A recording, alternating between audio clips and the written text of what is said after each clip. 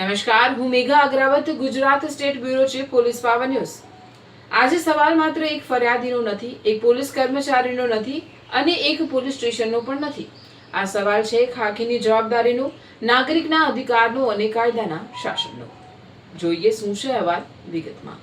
Palanpur SOG police સામે ગંભીર આક્ષેપો, ગાળાગાળીથી લઈને ગળીથી પકડવાના પ્રયાસ સુધી, મોબાઈલમાંથી કથિત રીતે પુરાવા ડિલીટ કરવાનો આરોપ અને એનડીપીએસ જેવા ગંભીર કાયદામાં ખોટી રીતે ફસાવી દેવાની ધમકીનો પણ દાવો ગુજરાત રાજ્ય માનવ અધિકાર આયોગને મોકલવામાં આવેલી હોવાનું જણાવાતી વિસ્તૃત ફરિયાદની નકલ પોલીસ પાવર ન્યૂઝ પાસે ઉપલબ્ધ છે। આખરે શું છે આ સમગ્ર મામલો, આવો જાણીએ। પાલનપુરના એસઓજી પોલીસ સ્ટેશન સાથે જોડાયેલી 10 ઓગસ્ટ 2026ની એક ઘટનાને લઈને સામાજિક કાર્યકર્તા મિન્તુલ્લા અબ્દુલ હમીદ ઘગા દ્વારા ગંભીર આક્ષેપો કરવામાં આવ્યા છે। આ મામલે ગુજરાત રાજ્ય માનવ અધિકાર આયોગને મોકલવામાં આવેલી હોવાનું જણાવાતી એક વિસ્તૃત લેખિત ફરિયાદની નકલ પોલીસ પાવર ન્યૂઝ પાસે ઉપલબ્ધ છે। આજે અમે આ જ લેખિત ફરિયાદમાં કરવામાં આવેલા આક્ષેપોના આધારે સમગ્ર મામલાના મહત્વપૂર્ણ સવાલો તમારી સામે મૂકી રહ્યા છે। ફરિયાદમાં ખાસ કરીને દિનેશ નામના પોલીસ કર્મચારી તથા તેની સાથે રહેલા અન્ય પોલીસ કર્મચારીઓની ભૂમિકા અંગે ગંભીર આક્ષેપો કરવામાં આવ્યા છે। ફરિયાદીનો દાવો છે કે તેની સાથે ગાળાગાળી અને ધમકી કરવામાં આવી, ગળેથી પકડવાનો પ્રયાસ થયો, તેને પોલીસ સ્ટેશનમાં પરિસરમાં કથિત રીતે રોકવામાં આવ્યા અને તેનો મોબાઈલ તેની ઈચ્છા વિરુદ્ધ લેવામાં આવ્યો। પરંતુ સૌથી ગંભીર આક્ષેપ છે કે મોબાઈલમાં રહેલી ઘટનાની વિડીયો નોંધ કથિત રીતે ડિલીટ કરવામાં આવી। એટલું જ નહીં, ફરિયાદીના સાથીના મોબાઈલમાંથી પણ ઘટનાને લગતા પુરાવા કથિત રીતે દૂર કરવામાં આવ્યા હોવાનો દાવો છે। જો આ આક્ષેપ સાચો હોય તો આ માત્ર મોબાઈલ લેવાનો મામલો નથી, આ સંભવિત પુરાવા સાથે છેડછાડનો ગંભીર સવાલ ઊભો કરે છે। ત્યારે સવાલ એ થાય છે કે મોબાઈલ કોણે લીધો, કયા કારણથી લેવામાં આવ્યો, મોબાઈલ કોણે ખોલાવ્યો, તેને કોણે ચલાવ્યો, વિડીયો ખરેખર ડિલીટ થયો હતો કે નહીં, જો થયો હતો તો ક્યારે, અને ડિલીટ થયેલો વિડીયો વૈજ્ઞાનિક તપાસ દ્વારા પાછો મેળવી શકાય છે કે નહીં। આ તમામ સવાલોના જવાબ અનુમાનથી નહીં, સ્વતંત્ર વૈજ્ઞાનિક તપાસથી મળવા જોઈએ। પુરાવાઓને બોલવા દો અને સત્યને બહાર આવવા દો। આ ફરિયાદમાં બીજો અત્યંત ગંભીર આક્ષેપ કરવામાં આવ્યો છે। ફરિયાદીનો દાવો છે કે દિનેશ નામના પોલીસ કર્મચારી દ્વારા તેને એનડીપીએસ જેવા ગંભીર કાયદામાં ખોટી રીતે ફસાવી દેવાની ધમકી આપવામાં આવી હતી। જો આ દાવો સાચો સાબિત થાય તો તે અત્યંત ગંભીર બાબત છે। કાયદો ગુનેગાર સામે કાર્યવાહી કરવા માટે છે। કાયદાનું નામ કોઈ નાગરિકને ડરાવવા કે તેનો અવાજ દબાવવા માટે ઉપયોગમાં લેવાય તો તેની નિષ્પક્ષ તપાસ થવી જ જોઈએ। પોલીસ પાસે સત્તા છે, પરંતુ એ સત્તા કાયદાની મર્યાદામાં છે। પોલીસ કર્મચારી હોય કે મોટો અધિકારી, કાયદાથી ઉપર કોઈ નથી। અને અહીં એક વાત ખૂબ સ્પષ્ટ છે, ખાખી પહેર્યા પછી નાત, જાત, ધર્મ, સમાજ, ગરીબ કે અમીર જોવાનું નથી। કાયદાની નજરે સામે માત્ર એક નાગરિક હોવો જોઈએ અને તેની સાથે કાયદા મુજબ જ વર્તન થવું જોઈએ। આ ફરિયાદમાં એક બીજો અત્યંત સંવેદનશીલ આક્ષેપ પણ કરવામાં આવ્યો છે। ફરિયાદમાં જણાવ્યા પ્રમાણે દિનેશ તથા તેની સાથે રહેલા અન્ય પોલીસ કર્મચારી દ્વારા ફરિયાદીની ધાર્મિક આસ્થાને અંજાન અને માઇકનો ઉલ્લેખ કરીને કથિત રીતે આપત્તિજનક ટિપ્પણી કરવામાં આવી હતી। આ એક અત્યંત સંવેદનશીલ આક્ષેપ છે, એટલે અહીં કોઈ અનુમાન નહીં, તપાસ જરૂર છે। ચોક્કસ શું શબ્દો બોલવામાં આવ્યા, કયા સંદર્ભમાં બોલવામાં આવ્યા, તે સમયે કોણ હાજર હતું, પ્રત્યક્ષદર્શીઓ શું કહે છે અને કોઈ દ્રશ્ય, અવાજ કે અન્ય પુરાવા ઉપલબ્ધ છે કે નહીં। આ તમામ બાબતોની નિષ્પક્ષ તપાસ થવી જોઈએ, કારણ કે ખાખી કોઈ ધર્મની નથી, ખાખી બંધારણની છે। ખાખી કોઈ જાતિની નથી, ખાખી કાયદાની છે અને આ જ ખાખીનું સાચું ગૌરવ છે। માત્ર ફરિયાદ થઈ એટલે કોઈ વ્યક્તિ દોષિત થઈ જતી નથી, પરંતુ ફરિયાદમાં આટલા ગંભીર આક્ષેપો કરવામાં આવ્યા હોય ત્યારે તેને સામાન્ય બોલાચાલી કહીને અવગણી પણ શકાય નહીં।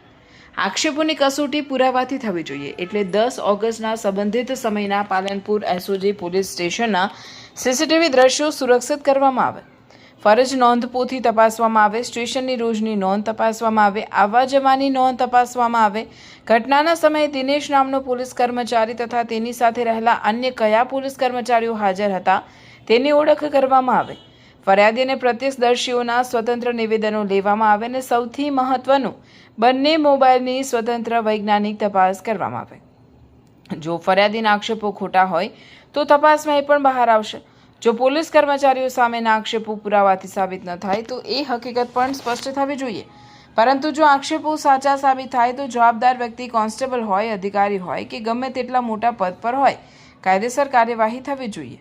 હવે નજર ગુજરાત રાજ્ય માનવ અધિકાર આયોગ અને વરિષ્ઠ પોલીસ અધિકારીઓ તરફ છે.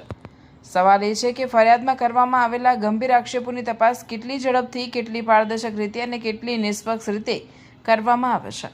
સીસીટીવી અને અન્ય પુરાવા સુરક્ષિત રહેવા જોઈએ. ફરિયાદી અને સાક્ષીઓ પર કોઈ દબાણ ન આવે તેની ખાતરી થવી જોઈએ અને જે વ્યક્તિઓ સામે આક્ષેપ છે કે તેઓ તપાસ પુરાવાઓને પ્રભાવિત ન કરી શકે તેવી વ્યવસ્થા થવી જોઈએ. ખાસ કરીને ફરિયાદીએ NDPS જેવા ગંભીર કાયદામાં ખોટી રીતે ફસાવાની ધમકી મળ્યાનો જે આક્ષેપ કર્યો છે તેની સત્યતા પણ સામે આવવી જરૂરી છે, કારણ કે ફરિયાદ કરવી નાગરિકનો અધિકાર છે અને ફરિયાદની નિષ્પક્ષ તપાસ કરવી તંત્રની જવાબદારી છે. આ સમગ્ર મામલામાં એક જ સિદ્ધાંત લાગુ પડવો જોઈએ: નિર્દોષને ફસાવશો નહીં અને દોષિતને બચાવશો નહીં.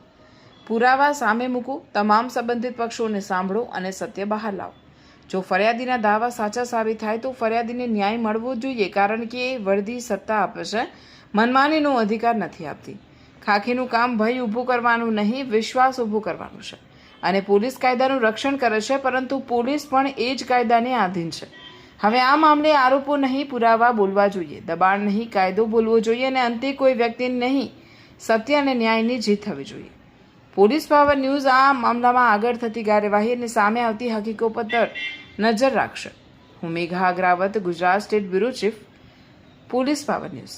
ખાખીનું સન્માન પણ જરૂરી, નાગરિકનું સ્વાભિમાન પણ જરૂરી અને બંનેથી ઉપર કાયદો અને બંધારણ. જય હિન્દ, જય ભારત. આ અહેવાલ પોલીસ પાવર ન્યૂઝને ઉપલબ્ધ કરવામાં આવેલી અને ગુજરાત રાજ્ય માનવ અધિકાર આયોગ સહિત સંબંધિત સત્તાધિકારીઓ સમક્ષ મોકલવામાં આવી હોવાનું જણાવાતી લેખિત ફરિયાદમાં કરવામાં આવેલા આક્ષેપોના આધારે રજૂ કરવામાં આવે છે. ફરિયાદમાં કરવામાં આવેલા આક્ષેપોની સ્વતંત્ર રીતે સત્યતા સાબિત થયેલી હોવાનું પોલીસ પાવર ન્યૂઝ દાવો કરતું નથી. સંબંધિત પોલીસ કર્મચારીઓ અથવા અધિકારીઓનો પક્ષ સત્તાવાર તપાસ તથા ઉપલબ્ધ પુરાવાના આધારે અંતિમ હકીકત નક્કી થવાની બાકી છે. સંબંધિત પક્ષનો સત્તાવાર જવાબ પ્રાપ્ત થશે તો તેને પણ સમાચારના હિતમાં યોગ્ય સ્થાન આપવામાં આવશે. आज तारीख 11/8/2026 को कल एसओजी पुलिस थाने के अंदर हमारे एक साथी से बदतमीजी की गई, जिसके अंतर्गत ये शिकायत है पुलिस पद एवं सरकारी अधिकारी तथा कथित दुरुपयोग हेतु दिनांक 10/8/2026 को एसओजी पुलिस थाना पालनपुर के बाहर शिकायतकर्ता के साथ में अश्लील गाली गलौज, आपराधिक धमकी, शारीरिक बल एवं गले से पकड़ने का प्रयास, कथित अवैध रोग, मोबाइल फोन को जबरन लेना और उसके अंदर से डिलीट करना फोटोज, वीडियोस, एविडेंस वगैरह, और धार्मिक आस्था पर आपत्तिजनक टिप्पणी करना एक पुलिस कर्मचारी को, एनडीपीएस जैसे गंभीर कानूनों में झूठा फंसाने की धमकी देना, शिकायतकर्ता के साथी के साथ मोबाइल में कथित रूप से साक्ष्य हटाने के संबंध में BNS 2023, BNSS 2023 संविधान एवं प्रोटेक्शन ऑफ ह्यूमन एक्ट 1993 के अंतर्गत FIR दर्ज करवाने के लिए आज हम एसपी साहब के ऑफिस पे गए थे. एसपी साहब कोई मीटिंग की वजह से बाहर गए हुए थे, तो हम जिले के IG रेंज बनासकांठा के यहाँ पर पूरे समाज के लोग आकर FIR और पुलिसकर्मी के खिलाफ डिपार्टमेंटल इंक्वायरी की मांग की है. तो हमें जिला के प्रशासन को एक रिक्वेस्ट करना चाहते हैं कि जो पुलिस थानों के अंदर बदतमीजियां हो रही है और उनके हक और अधिकारों का हनन हो रहा है, उनको रोका जाए और उनके खिलाफ कार्यवाही करके एक नागरिक को उनकी सुरक्षा को और जो सिस्टम है उसको सुरक्षित बनाए, ऐसी हमारी आशा है.